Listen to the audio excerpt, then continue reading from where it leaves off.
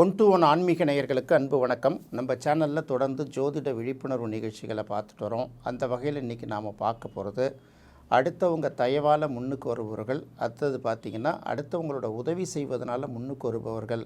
சில பேர் பார்த்திங்கன்னா சுயம்புவாக தனக்குத்தானே தேவையானவற்றை செய்து கொண்டு அடுத்தவர்களோட தயவின்றி முன்னுக்கு வருபவர்கள். இப்படி ரெண்டு விஷயம் இருக்குது.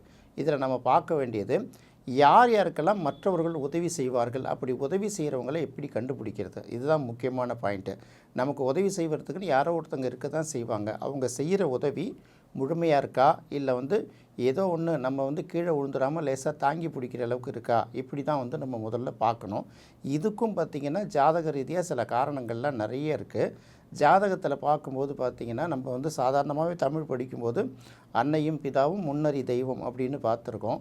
அப்போ தாய் தான் நமக்கு முதல்ல பார்த்திங்கன்னா எல்லாத்துக்குமே நம்ம கைடு பண்ணி வளர்கிற வரைக்கும் வளர்த்து உருவாக்குறதுல முக்கியமான பங்கு வகிக்கிறாங்கல்ல. அதே போல் ஒரு ஜாதகத்தில் 1, 4, 7, 10 அப்படிங்கக்கூடிய 4 கேந்திரங்கள் இருக்குது. இதில் 1 அப்படிங்கிறது நம்மளுடைய ஜாதகர் அப்படின்னு சொல்லுவோம். நம்ம யாருக்கு பார்க்குறோமோ அவங்க அப்படின்னு வச்சுக்கலாம். அடுத்தது 4ஆம் இடம்ங்கிறது தாயாரை குறிக்கக்கூடிய ஒரு இடம். அப்போ தாயார் தான் பார்த்திங்கன்னா யாராக இருந்தாலும் முதலில் உதவி செய்யக்கூடியவர்கள். அடுத்தது எல்லாருக்கும் தாயார் உதவி செய்கிறாங்களா அப்படின்னு பார்த்திங்கன்னா எல்லாருக்கும் செய்ய முடியாது. சில இடங்களில் வேலைக்கு போகிற தாய்மார்கள் அந்த குழந்தை இன்னொருத்தவங்க தான் கவனிச்சிக்கிட்டு இருப்பாங்க. சில பேர் பார்த்திங்கன்னா பிறந்த உடனே சில பேர் தாயாரை இழப்பவர்களும் நிறைய இருக்காங்க. இவர்களையும் ஆதரித்து அரவணைச்சு பிடிக்கிறது வேறு யாரோ ஒருத்தவங்க இருப்பாங்க இல்லையா. இப்படி பார்க்கும்போது ஜென்ரலாக என்ன சொல்லுவாங்கன்னா, உங்கள் ஜாதகத்தில் உங்கள் லக்னத்துக்கு 4ஆம் இடத்தில் இருக்கக்கூடிய கிரகத்தின் மூலமாகத்தான் உங்களுக்கு அந்த உதவி கிடைக்கும் அப்படிங்கிற ஒரு விஷயத்த சொல்லுவாங்க. பொதுவாக பார்க்கும்போது 4ஆம் இடத்தில் சூரியன் இருந்தால் அது சூரியனுக்கு உச்ச வீடா, நீச்ச வீடா, பகை வீடா, இதெல்லாம் அப்புறம் பார்த்துக்கும். அதுக்கு முன்னாடி 4ஆம் இடத்தில் சூரியன் இருந்தால் உங்களுக்கு உதவி செய்பவர்கள் எந்தெந்த இடத்துலேருந்து வருவாங்கன்னா, தந்தையாலேயே உங்களுக்கு முதல்ல உதவி கிடைக்கும். சில பேருக்கு பார்த்திங்கன்னா எல்லாமே அப்பா தான் அப்படின்னு சொல்லுவாங்கள்ல. ஏன்னா அப்பாவே எல்லா உதவியும் செஞ்சுட்டு போயிடுவார். தேவையானதுக்கு புள்ள அதை மெயின்டைன் பண்ணிக்கிட்டால் போதுங்கிற அளவுக்கு அப்பா ஒரு நல்ல ஃபவுண்டேஷன் அமைச்சு கொடுத்துருவார். பெரிய அளவுக்கு செய்ய முடியாத தந்தைகளை பார்த்திங்கன்னா தேவையான ஆலோசனைகளை கொடுத்து சரியான வகையில் வழி நடத்திட்டு போயிடுவாங்க. அடுத்தது பார்க்கும்போது செலவுகள் செய்கிறதும் பார்த்திங்கன்னா தந்தை மகனுக்கு கொடுத்து உதவுற உதவிகள் உண்டு. தந்தை மட்டுமல்ல, தந்தை வழி உறவினர்கள் இருக்காங்கல்ல, சித்தப்பா, பெரியப்பா, அத்தை, இந்த மாதிரி உறவு முறைகளும் பார்த்திங்கன்னா இவங்களுக்கு உதவி செய்பவர்களாக இருப்பாங்க. கூடுமான வரைக்கும் பணம் கொடுத்தா தான் உதவின்னு சொல்ல நினைக்கக்கூடாது. யாராவது ஒருத்தவங்களுக்கு ஒரு நல்ல வாய்ப்பு வாங்கி கொடுத்துருக்கலாம், யாருக்கு ஒரு உதவி செஞ்சுருக்கலாம், சில பேருக்கு வேலை வாய்ப்பு பெற்று கொடுத்துருக்கலாம், இன்னும் சில பேருக்கு தகுந்த நேரத்தில் தகுந்த ஆலோசனையை கூட சொல்லலாம். இது எல்லாமே பார்த்திங்கன்னா உதவிங்கிறது வெறும் பணத்தை மட்டும் பார்க்காம நம்மளுடைய அடுத்த கட்ட வளர்ச்சிக்கு காரணமானவர்கள் யாராக இருந்தாலும், காரணமான விஷயம் செய்தி எதுவாக இருந்தாலும் அது நமக்கு உதவி செய்வதற்கு தான் சமம். அப்போ சூரியன் இருந்தால் தந்தை வழி உறவினர்கள் மூலமாக நமக்கு உதவி கிடைக்கும். அப்படி இல்லைன்னா பார்த்திங்கன்னா அரசியல் தலைவர்கள் மூலமாக நமக்கு உதவி கிடைக்கும். அரசாங்கத்தில் இருக்கக்கூடிய சில அதிகாரிகள் மூலமாக நமக்கு உதவி கிடைக்கும். இது எல்லாமே பார்த்திங்கன்னா 4ஆம் இடத்தில் சூரியன் இருந்தால் அவர்களுக்கு கிடைக்கக்கூடிய உதவிகள் அப்படின்னு பார்த்துக்கலாம். அடுத்தது 4ஆம் இடத்தில் சந்திரன் இருந்தால், அப்போ 4ஆம் இடத்தில் சந்திரன் இருந்தால் நம்ம என்ன சொல்லுவோம்னா, சில நேரங்களில் தாயை குறிக்கக்கூடிய கிரகம், தாயை குறிக்கக்கூடிய ஸ்தானமான 4ஆம் இடத்தில் இருந்தால் காரகோ பாவனாஸ்தின்னு எடுக்கிறோம்ல, அது உண்மைதான். ஏன்னா தாயை விட்டு கொஞ்சம் வெளியில் விலகி இருக்கிறவங்களுக்கு அந்த தோஷம் பெருசாக வேலை பார்க்காது. அம்மா கூடயே ஒட்டிகிட்டு இருக்கணும்னு நினைக்கிறவங்களுக்கு அந்த பாதிப்பு வருங்கிறதுனால அதை விட்டுட்டு அடுத்தது பார்ப்போம். அப்போ சந்திரன் 4ஆம் இடத்தில் இருந்தால் தாய் வழி உறவுகளில் நமக்கு உதவிகள் கிடைக்கிறதுக்கு வாய்ப்பு இருக்குது. தாயும் உதவி செய்வார்கள். தாய்க்கு பார்த்திங்கன்னா சொத்து கிடைக்கலாம். அப்படி இல்லைன்னா தாய் ஏதோ ஒரு வகையில் ஒரு வருவாய், வேலை செய்த வருவாய், இல்லை ஒரு இடங்களில் வேலை பார்க்கறனால கிடைக்கக்கூடிய வருவாய், ஏதாவது ஒரு பிஸ்னஸ் செய்யறதுனால கிடைக்கக்கூடிய வருவாயினால் அந்த குழந்தைக்கு உதவி செய்யலாங்கிறதுனால தாய் இல்லாத பட்சத்தில் தாயோட உறவினர்கள், சித்தி, பெரியம்மா, இல்லது பாட்டி, இல்லை தாய் மாமன், இந்த மாதிரி விஷயங்கள்லேருந்து அவர்களுக்கு அந்த உதவி கிடைப்பதற்கு வாய்ப்பு இருக்குங்கிறதான் தெரிஞ்சுக்கணும். அடுத்தது 4ஆம் இடத்தில் செவ்வாய் இருந்தால், 4ஆம் இடத்துல சந்திரன் இருந்தால் எப்படி நம்ம காரகோ பாவனாஸ்தின்னு எடுக்கிறோமோ அதே போல் 4ஆம் இடத்துல செவ்வாய் இருந்தாலும் அது ஒரு காரகோ பாவனாஸ்தின்னு தான் எடுக்கும். ஏன்னா வீடு, மனை, வாகனம் இதை குறிக்கக்கூடிய கிரகமான செவ்வாய் வீடு மனை வாகனத்தை குறிக்கக்கூடிய ஸ்தானமான 4ஆம் இடத்தில் இருந்தால் அது வந்து பெரிய அளவுக்கு உதவின்னு எதிர்பார்க்க முடியாது. அதே சமயத்தில் நமக்கு கஷ்டப்படும் போது யார் யாரெல்லாம் நமக்கு கை கொடுப்பார்கள் அப்படின்னு பார்த்திங்கன்னா, செவ்வாய் அப்படின்னாலே உங்களுக்கு இரத்த சம்பந்தப்பட்ட உறவுகள் தானே. அப்போ சகோதர சகோதரிகள் தேவையான நேரத்தில் தேவையான இடங்களில் கண்டிப்பாக கை கொடுப்பாங்க, தேவையான உதவிகள் செய்வாங்க. இப்போவும் சொல்கிறேன், உதவின்னா நீங்கள் பணத்தை மட்டுமே எதிர்பார்க்கக்கூடாது. நான் இருக்கிற தைரியத்துக்கு பயப்படாமல் செய்யின்னு சொல்லக்கூடிய அந்த தைரியம் ஊற்றுறது கூட வந்து பார்த்திங்கன்னா அதுவும் ஒரு உதவி தானே. அப்போ 4ஆம் இடத்தில் செவ்வாய் இருந்தால் இரத்த சம்பந்தப்பட்ட உறவுகள் மூலமாக உங்களுக்கு வந்து அந்த உதவி கிடைப்பதற்கு வாய்ப்பு அதிகமாக இருக்குது. அடுத்து 4ஆம் இடத்தில் புதன் இருந்தால், 4ஆம் இடத்துல புதன் இருந்தால் பார்த்திங்கன்னா, புதன் அப்படிங்கிறதே பார்த்திங்கன்னா நம்ம என்ன நினைப்போம், கல்விக்கு உதவுது, அடுத்தது தாய்மாமனுக்கு எடுத்துப்போம் இல்லையா. அப்போ 4ஆம் இடத்துல புதன் இருக்கிறவங்களுக்கு வந்து எந்த மாதிரியான உதவி கிடைக்கும் அப்படின்னு பார்க்கும்போது, தாய்மாமன் வழியில் ஒரு உறவு கிடைக்கும். அடுத்தது பார்த்திங்கன்னா நம்மை விட வயதில் குறைந்தவர்கள், சில இடங்களில் பார்த்திங்கன்னா நம்மளோட வயசில் குறைவாக இருக்கிறவங்க என்ன பண்ணுவாங்க, எனக்கு உங்களோட ஆலோசனை வேணும், நீங்கள் கூடவே இருங்க ஐயா அப்படின்னு கூப்பிட்டு வச்சுக்குவாங்க. சில பேர் பார்த்திங்கன்னா இவங்க வந்து இருந்தாங்கன்னா நல்லா வழிகாட்டுவாங்க அப்படின்னு சொல்கிறாங்கல்ல. இளையவர்கள் மூலமாக நமக்கு வருவாய் கிடைக்கும், அதே சமயத்தில் அவர்கள் நம்மளை மதிப்புக்கும் மரியாதைக்கும் உரியவர்களாக வச்சுருப்பாங்கல்ல. இந்த இடத்துல இன்னொன்று பார்க்கும்போது உபயலக்கணமாக இருக்கிற பட்சத்தில் 4ஆம் இடத்தில் இருக்கக்கூடிய புதன் எந்த அளவுக்கு உதவி செய்யும், எந்த அளவுக்கு உதவி செய்யாது அப்படிங்கிறதையும் பார்த்துக்கணும். ஏன்னா ஜோதிடத்தில் விதிகள் 10 இருந்தால் விதிவிலக்குகள் 90 இருக்குன்னு நம்ம தொடர்ந்து சொல்லிக்கிட்டே வர்றதுனால இதை கொஞ்சம் கவனமாக பார்த்துக்கணும். அடுத்து 4ஆம் இடத்தில் குரு இருந்தால், 4ஆம் இடத்தில் குரு இருந்தால் என்ன மாதிரி பலன் கிடைக்கும் அப்படின்னு பார்த்திங்கன்னா, குரு அப்படின்னாலே நம்ம வந்து முதல்ல குழந்தைன்னு எடுப்போம். இன்னொரு பக்கம் பார்த்திங்கன்னா ஆசான், ஆசிரியர், நம்மளை வந்து வழி நடத்துகிறவர், நமக்கு பயிற்சி கொடுக்குறவர், இப்படி இல்லையா, வித்தையை கற்றுக் கொடுக்குறவர் அப்படின்னு எடுக்கிறோம் இல்லையா. அப்போ இவர்கள் மூலமான உதவி வந்து நமக்கு கிடைக்கும். சில பேர் பார்த்திங்கன்னா நம்ம நிறைய மதிப்பெண்கள்லாம் எடுத்திருப்போம், நமக்கு வந்து தேவையான அளவுக்கு வந்து பணத்தை கட்டி ஒரு இன்ஸ்டியூஷனில் சேர்கிற அளவுக்கு நமக்கு பணம் இருக்காது. அப்போ ஏற்கனவே நமக்கு ஒரு ஆசிரியர் வந்து அந்த இடத்துல பணியாற்றிருந்தால் இது பரவாயில்ல, அந்த நிறுவனத்துக்கு நான் சொல்கிறேன் கொஞ்சம் அமௌண்ட்டை குறைச்சி கொடுப்பாங்க அப்படிங்கலாம். இல்லை அது வந்து எங்கேயாவது ஒரு இடத்துல நமக்கு சொல்லி சீட்டு வாங்கி கொடுக்கலாம். ஏற்கனவே இந்த ஆசிரியர்கிட்ட படித்த மாணவர்கள் சில நிறுவனங்களில் நல்ல பொறுப்பில் இருந்தாங்கன்னா அவங்கள்ட்ட சொல்லி இந்த பையனுக்கு ஒரு வேலை போட்டு கொடுங்க அப்படின்னு சொல்லலாம்ல.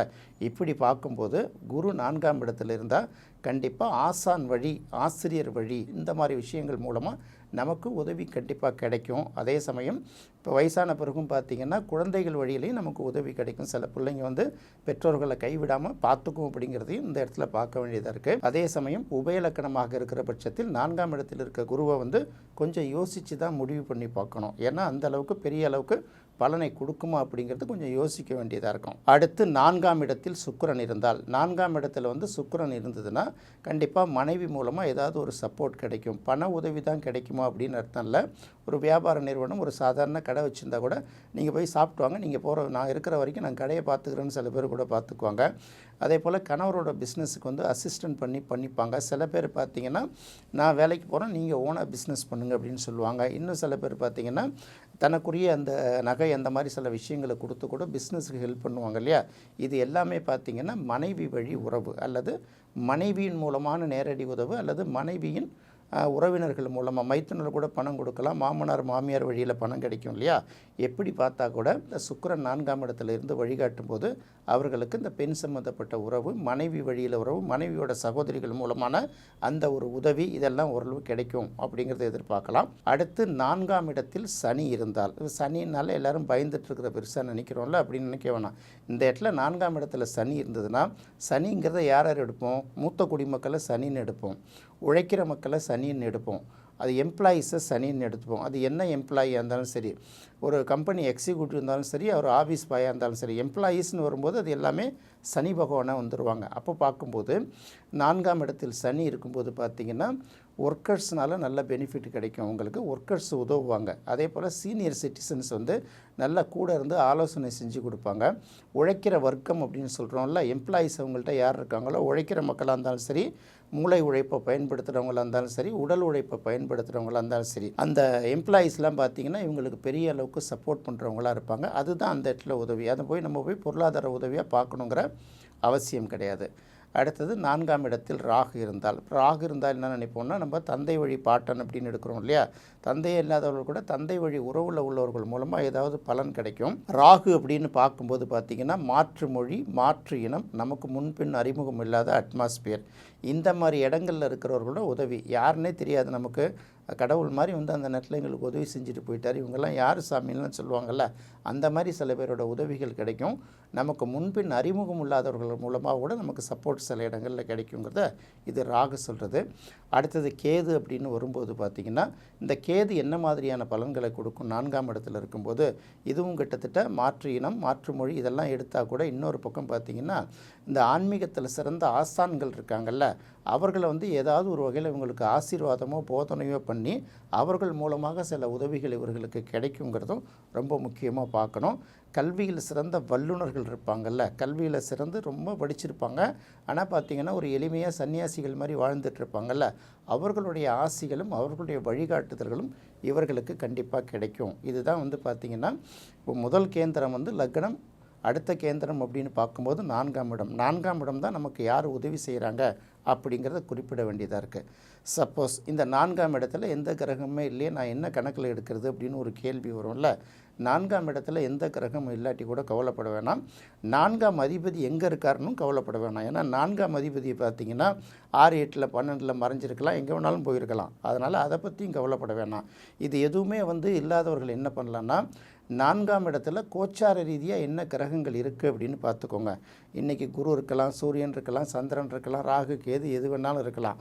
சில நேரங்களில் உங்கள் லக்னத்துக்கு 4ஆம் இடத்துல அல்லது உங்கள் ராசிக்கு 4ஆம் இடத்துல எந்த கிரகமுமே இல்லாமல் கூட இருக்கலாம். அதனால் அடுத்த கிரகம் அந்த இடத்துல வர்ற வரைக்கும் கண்டிப்பாக வந்து தானே தீரணும். வருஷத்துக்கு ஒரு தடவை வந்து சூரியன் வந்து தான் ஆகணும், 27 நாளைக்கு ஒரு தடவை சந்திரன் வந்து தானே ஆகணும். இந்த மாதிரி ஏதாவது ஒரு கிரகங்கள் வரும்போது அதன் மூலமாக நமக்கு தேவையான உதவிகள் சென்றடையும். இதை வந்து நுணுக்கமாக ஜோதிடம் பார்த்துங்க இருக்கிறவங்களுக்கு இதை வந்து ஓரளவு உணர முடியும். நடந்த பிறகு நம்ம யோசித்து பார்த்தாங்கன்னா கூட ஆமாம் இப்படி தான் நடந்திருக்கு அப்படிங்கிறத உணர முடியும். அதனால் இது வந்து நமக்கு யார் உதவி செய்வார்கள் அப்படிங்கிறத பார்க்கணும். இந்த இடத்துல வந்து பார்த்திங்கன்னா 4ஆம் இடத்துல இருக்கக்கூடிய கிரகங்களுக்கு வேறு எதுவும் பாவ கிரகங்களோட பார்வையோ சேர்க்கையோ இருந்தால் கொஞ்சம் யோசித்து முடிவு பண்ணணும். சுப கிரகங்களோட சேர்க்கை இருக்கும்போது அது வந்து ஓரளவு நல்ல பலனை கொடுக்குங்கிறத மட்டும் எடுத்துக்கிட்டால் போதும். சேர்க்கைங்கிறத விட இந்த இடத்துல 4ஆம் இடத்துல இருக்கக்கூடிய கிரகங்களுக்கு என்ன பார்வை. சில இடங்களில் பார்த்திங்கன்னா 4ஆம் இடத்துல ஒரு 2-3 கிரகம் இருக்குன்னா என்ன பண்ணுறதுன்னு கூட ஒரு கேள்வி வரும். அதில் வந்து எந்த கிரகம் வலிமையாக இருக்குதுன்னு பார்க்கணும். வலிமையாக இருக்கிறதுனா ஆட்சி உச்சம் பெற்ற கிரகமாக இருக்கா அல்லது சொந்த வீட்டை பார்க்கக்கூடிய கிரகமாக இருக்கா, எதுவுமே இல்லையா, பரவாயில்ல. எது வந்து 30 டிகிரிக்குள்ளே எது அதிகபட்ச டிகிரியில் இருக்குன்னு ஒரு கிரகத்தை பார்த்துக்கோங்க. அந்த கிரகம் மூலமாக உங்களுக்கு உதவிகள் கிடைப்பதற்கு வாய்ப்பு இருக்குது. என்ன நேயர்களே, இந்த ஜோதிடத்தை ஆர்வமாக கற்றுக்கிறவங்களுக்கு இதெல்லாம் சொல்லக்கூடிய பலன்கள்லாம் உங்களுக்கு ரொம்ப வந்து பயனுள்ளதாக இருக்குங்கிறதுனால இதை சொல்கிறோம். நிச்சயமாக இந்த நிகழ்ச்சி உங்களுக்கு ரொம்ப பிடிச்சிருக்கும். மீண்டும் மற்றொரு சுவையான நிகழ்ச்சியில் சந்திக்கலாம். நன்றி, வணக்கம்.